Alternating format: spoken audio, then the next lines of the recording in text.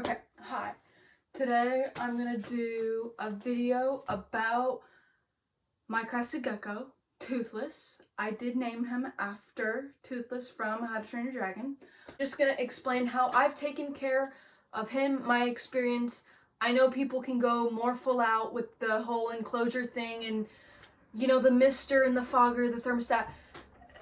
That is very complicating for me.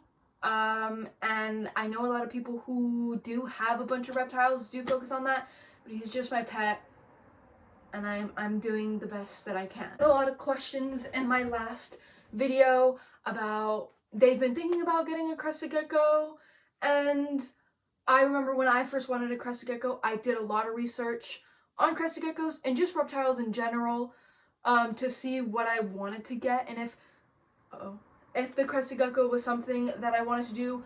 I did want to get a gold dust day gecko, but that's a little more of a difficult animal to deal with, so I stuck with the crested gecko. So all my notes, I took a bunch of notes, like 3 pages worth of notes of things I want to talk about, because I don't know if all crested geckos are like this, but I feel like Toothless is a weirdo. He has some quirks about him, and I will get to that. First, I want to talk about how long I've had Toothless. I've had him for, I think, 6 to 7 years. When I got him, he wasn't a baby. I got him at Petco. He was around like $30 to $40, if I remember correctly. And I've seen that they have like itty bitty crested geckos, but he was about, I'll obviously put videos of when I first got him. It's about like that big. I've seen him pretty tiny. So I'd say he was around maybe a year to 2 years already.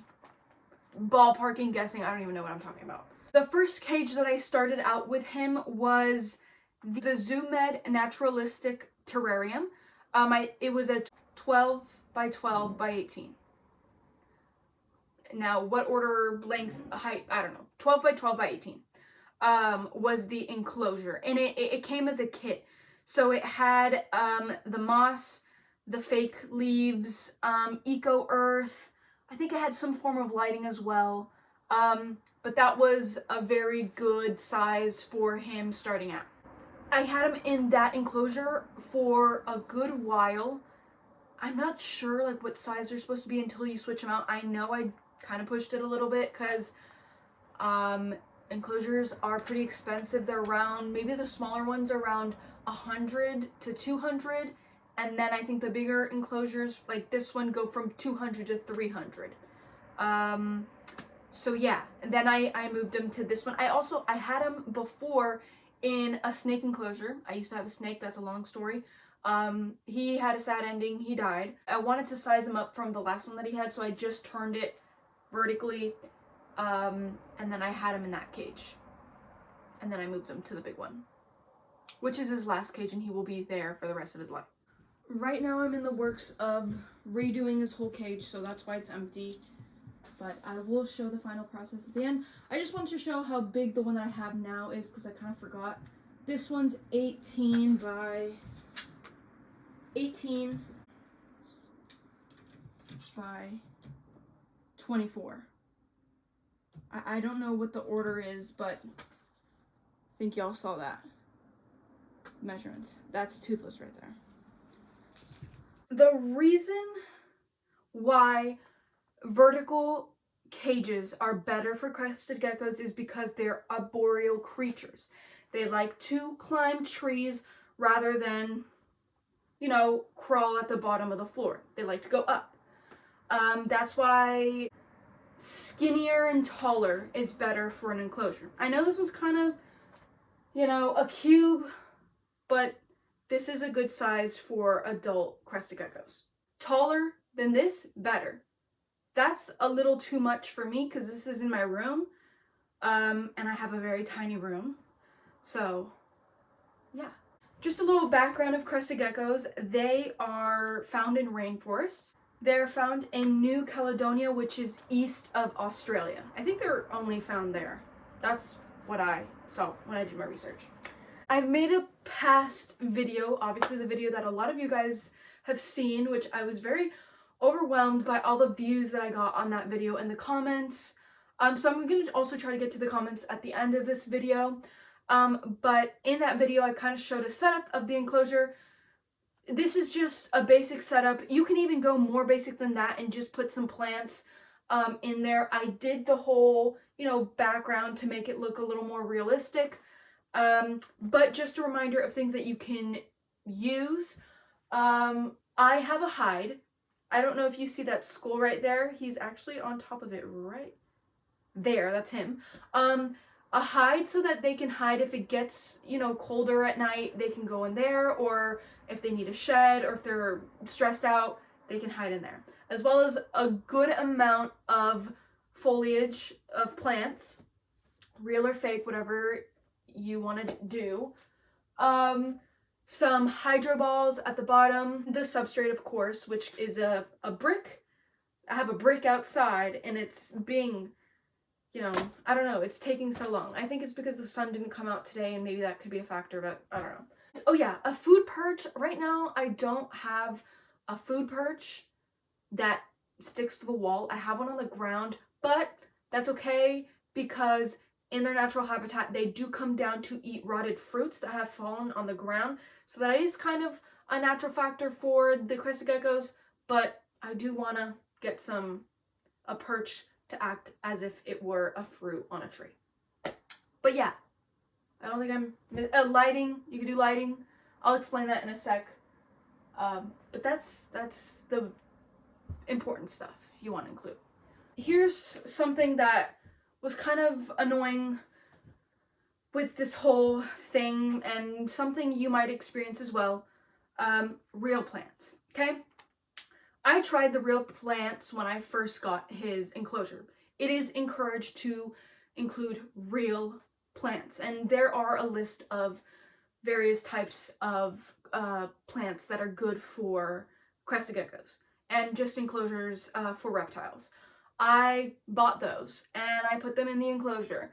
Especially the bromeliads are very good for enclosures because they're very thick and the leaves won't break if they jump from plant to plant. I used that, but then there was some flies that started to build up on that plant. Like, there was like specks of black, and I think they were bugs. I did some research, and I think they're fungus gnats. I'm not sure what happened, but they like infested this one plant and it started to spread everywhere, and then the other plants just ended up dying.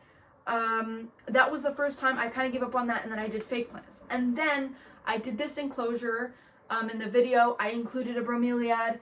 It had like a little sprout of a flower, and then maybe 3 weeks later, it just died. It just started to like wilt and just died. I don't know what I'm doing wrong. I think it has to do something with the lighting.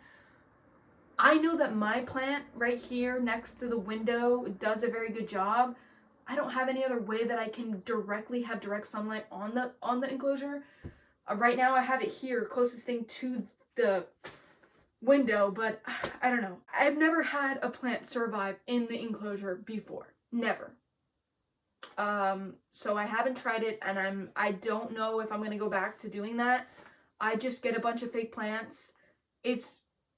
I don't know. I guess you guys can leave some comments down below that will help with that issue that I'm having. I think it might have to do with the lighting. There needs to be some sort of lighting that helps. It's like acting as a sun, but I haven't gotten into that.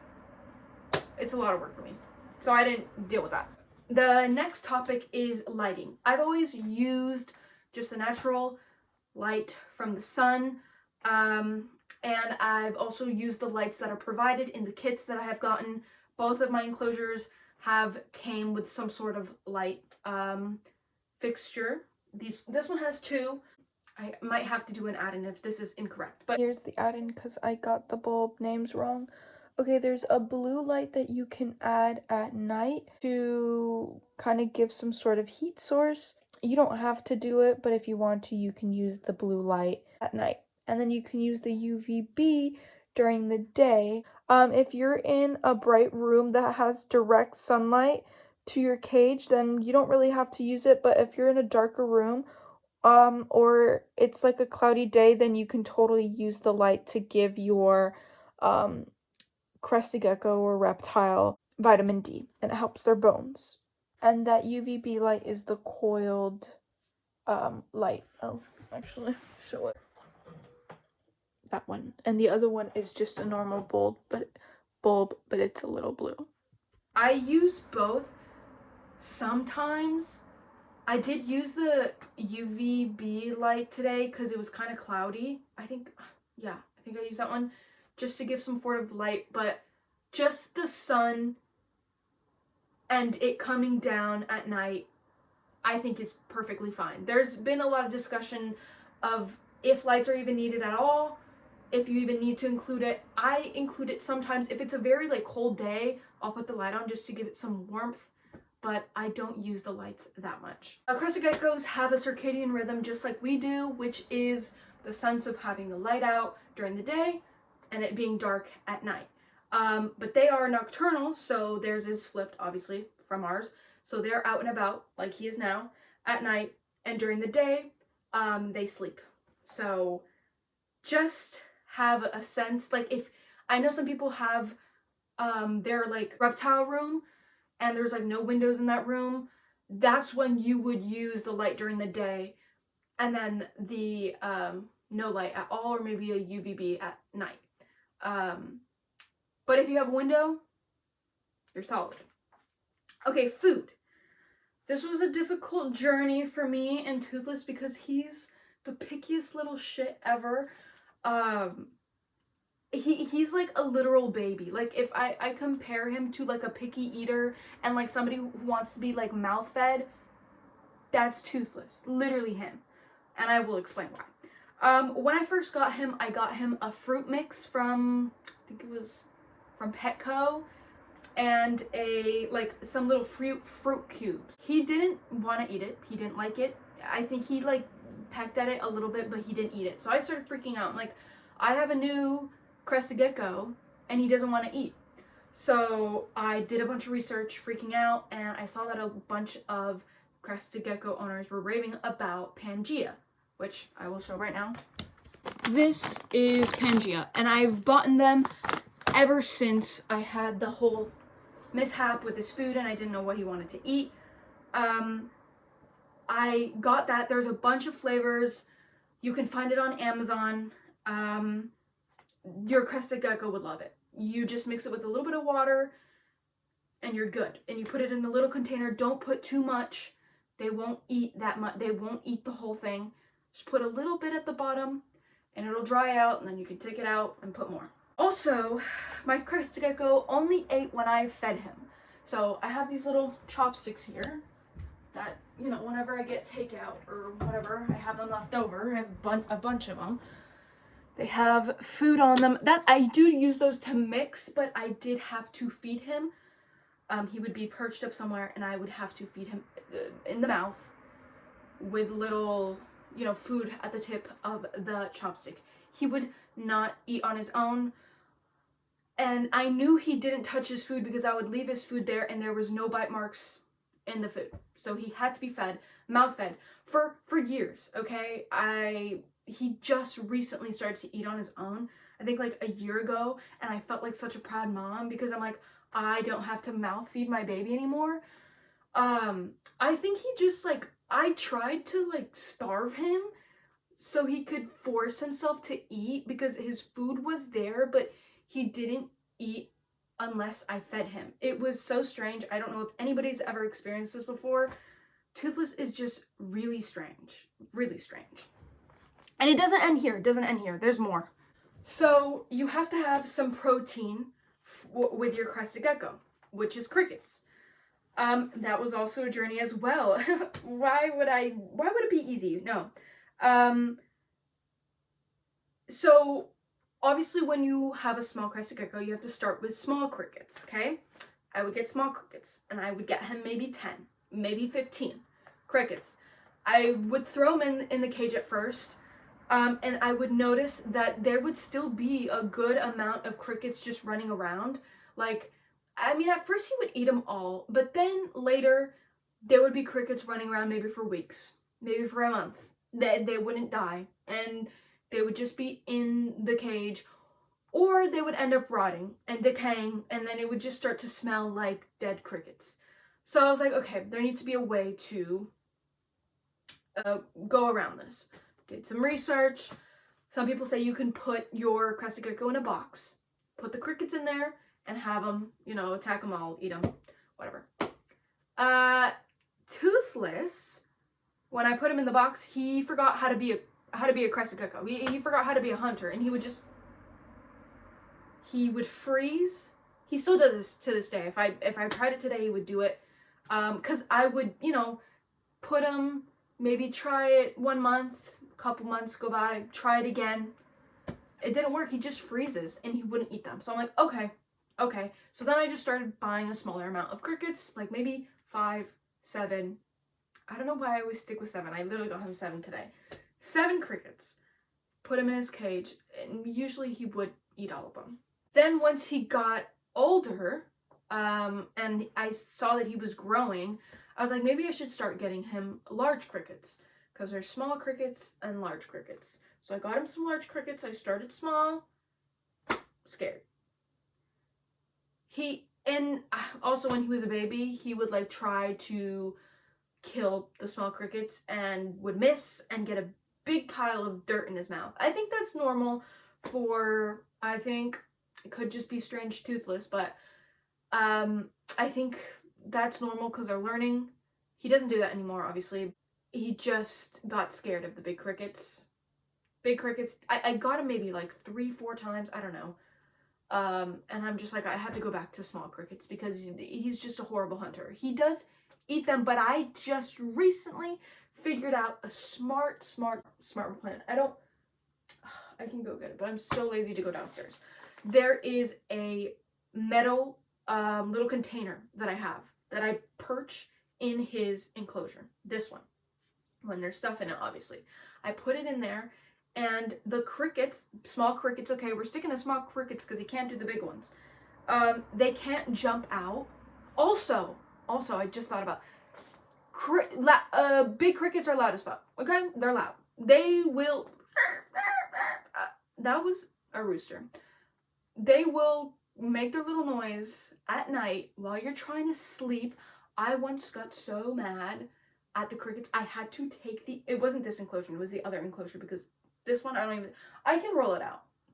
But I had to take the enclosure and put it in the goddamn bathroom because I could not fall asleep. All I heard, you get what I'm saying. I will not get large crickets for me, for my sake, and for his sake. So, large crickets are out. Never again. Anyways, so, little tin container. It's like a trap, okay? Because they can't jump out. Small crickets are not strong enough to jump, okay? They'll do their little crawly and they'll be stuck at the bottom. Toothless will not be overwhelmed because they're all trapped in one little area and he can just snack on them like a little treat. It's in his enclosure, so he's not overwhelmed, he's not stressed out. Boom. I won, he eats. That's all I care about. I saved you time if you're having the same issue. So, calcium, you can put calcium on the crickets, sprinkle it a little bit of the white powder. I just got one today. This is the Repti calcium with D3. This is for, they had another one, but that was for like amphibians. This is for crested geckos, turtles, chameleons, and bearded dragons. This helps them with bone development and their muscles, because if you don't give them, I don't know, light or calcium, their bones can get very weak and mushy and they won't be able to jump or climb or stick on the wall very well because their bones get very weak. I don't do crickets that often. I do maybe once a month, twice a month. And for feeding times, when they are an adult, you can do 2 to 3 times a week. And when they're a baby, you can do 3 to 4 times a week because they're growing. Again, you don't have to put a huge amount of food because they won't eat that. Like if you're putting, that is a crazy amount. You just put it at the bottom of your little container. Okay? Have these little containers. Put your food at the bottom, mix it with water, and they will nibble at it, eat as much as they want. And they're full, you can kind of reactivate it by putting some water in it if it dries out. But once it's been there for like a week, take it out, throw the excess, and refill it. Stay. Okay. Water. You can spray your Crested Gecko twice a day. You can do once in the morning and once at night. That is just to keep the humidity high. I don't really know the levels of humidity, but I know it's supposed to be at a certain range. If you really want to care about that, you can research it on your own. But just a spray in the morning, spray at night. Maybe a little more in the winter time if it gets really cold. But yeah.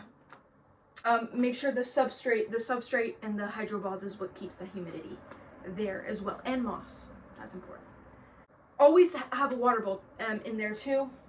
I know there's nothing in there right now, but I'll show you guys once I work on it.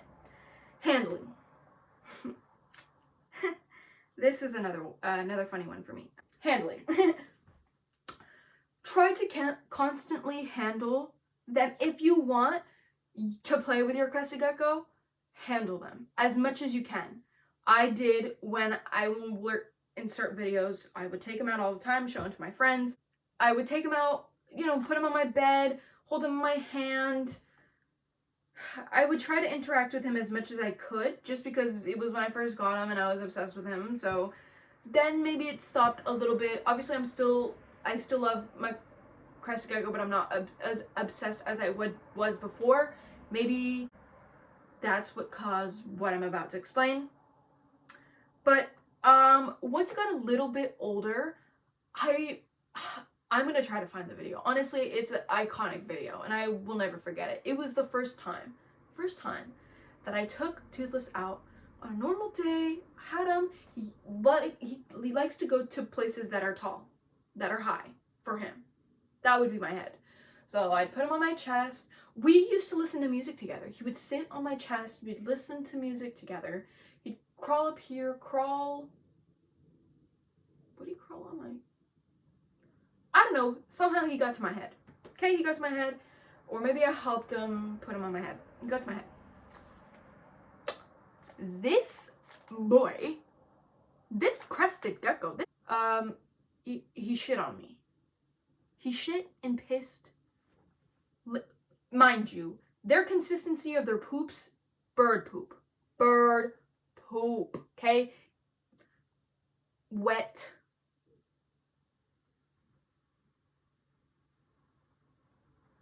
I just heard a really weird noise. And Toothless is being really weird right now. I better record this. I think he knows we're talking about him. He knows that we're, talking smack. We're talking smack. So he pooped on me. I was laughing, but I was like, what? From that moment on, anytime I would take him out for more than like a minute, he would poop on me, okay? He would just poop on me. To me, I was like, he's stressed out, so he's pooping on me. Now, I'm like, he's forcing himself to poop because he wants me to put him back in, and he knows that if he poops on me, I'm gonna put him back in his cage. Why does this happen? I don't know. I've tried researching it. I've tried being like, why does my Crested Gecko poop on me every time I take him out for literally passing? There's not much about it. I don't know. Again, this is why I think my Crested Gecko, there's something wrong with him. But I love him for him being weird and having his little quirks. We all do. But he's just very strange. And I had a moment where I was like, oh, whatever, I'm not gonna take you out anymore. And then I realized that's gonna have him poop on me even faster because he really doesn't want to be out. So I take him out for like maybe a couple seconds, maybe I get to a minute, like I take him out very briefly, and I will today just to show you guys what he looked, but I just need to get better with it. I don't know. Again, put in the comments down below, why is my Crested Gecko being weird? I don't know. It's fine. It's not a biggie. It's not like I want to hang out with him or like, you know, watch a movie with him. No, I would never want to do that. Want to handle him, you want to, you know, show him to your friends, take him out often. I really don't think you'll have an issue with the poop thing. I think that's just a me thing, a me and Toothless thing. I don't know. He's a little moody. What can I do? Now we're on to the fun facts. This is the fun part, okay? Just some fun facts. Doesn't really have to do with how you take care of your crested gecko, but they are important things to know, okay? Fun facts. Crested geckos can drop their tail. And when I mean drop their tail, you know when you are playing outside and you see a lizard and you grab their tail and it literally comes right off and you're freaking out and that thing is literally wiggling? They can do that too. But they can do it on command, okay? Not because you tugged it too hard, not because you flailed it, because they get scared. Thing about crested geckos, they can't grow their tail back. So they are stuck with a nub forever. Luckily, Toothless has never dropped his tail, okay? I don't like what they look like when they don't have their tail. I'm not making fun of any of you guys who don't have a tailless crested gecko. I just think it looks weird. I think they look so adorable with their cute little tail. Their tail is the reason why I got a crested gecko and not a leopard gecko, because I cannot stand the leopard gecko's tail. I can't stand it. I don't know what it is. It like makes my body very uncomfortable. So I opted for the one that didn't have the ugly tail, which was crested gecko, but they're also adorable. But they do not grow it back. I don't know the science about it, but as you know, and as we learned in school, amphibians, frogs and lizards and geckos can grow back their tails. Crested geckos cannot. Okay? That's what you need to... Oh yeah, he's fallen out of my hands on the ground. I've lost him in my room before. When the fires happened around here, I had to take him to my aunt's house. He was in the car in a little Tupperware. I think I took him, I think I took a mini enclosure that I had and I put him in there. He drove in a car on the freeway and he never dropped his tail. So I don't know how scared they really have to be to drop it, but he's never done that. God bless. They don't have eyelids, okay? Crested geckos don't have eyelids. They do not blink, okay? They clean their eyeballs with their tongues, and they go like this. If you get little water on their eyes, they just go like that, and they clean with their tongues. They can change colors for many reasons. One being age, mood, shedding, when they sleep. When they're angry, I think they can fire up and get darker. I think it's darker. When they shed, they get lighter. They get like a pale yellow, depending on the color that you have. But my crested gecko, he gets like a light yellow, kind of like it literally looked like he's dead, okay? He's not dying, he's about to shed. Their age. I will show videos, and you have probably already seen videos of him when he was a baby. He was maybe like kind of at Hobby Lobby, but kind of like this color. He is not that color anymore. He is like a light yellow. Light yellow and brown sometimes. And when they sleep, they kind of have like a duller color of their shade. Another thing, they eat their shed. Normally, I think leopard geckos and snakes don't eat their shed. They just leave it there and you have to, throw it away. They eat it. And it gives them nutrients from their body that they had before. Why do they do it? I don't know. They're just, again, they're strange. They got some different things about them. They have suction cups on their feet that help them grip onto, in my case, window. In other cases, walls and trees and stuff. They're called crested geckos because they have little crests on their eyeballs. Obviously, I'm not a crested gecko, so I don't have my eyes right here, but they have little like lashes, and that's why they're called crested geckos. The more you know. They can live up to 15 to 20 years. So I'm stuck with him for a good 15 years. No, well, 10. Yeah, around. About. Also, another one that people never talk about. I don't know why. These guys can chirp, okay? I will see if I can try to get that on camera today. They chirp like little chicks, okay? Again, I don't know if it's a toothless thing, but he chirps like little.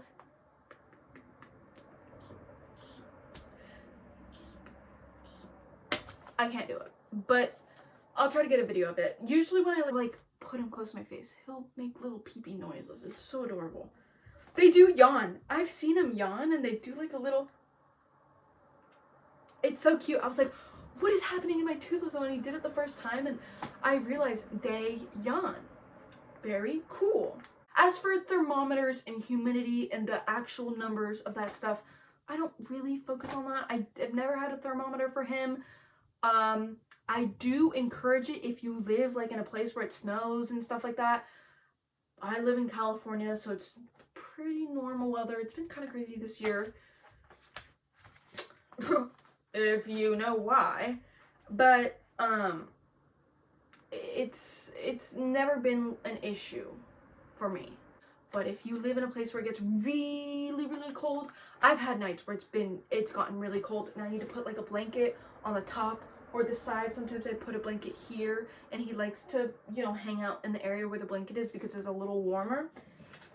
That I do in the winter, but I've never had an issue where I need to put a thermostat or whatever. And that's everything, okay? Honestly, this might have to be a two-parter video, and I don't like when people do that, but we'll see. I'm gonna get to putting his thing together at the very end of the video. I'm gonna answer the comments. Answer the comments.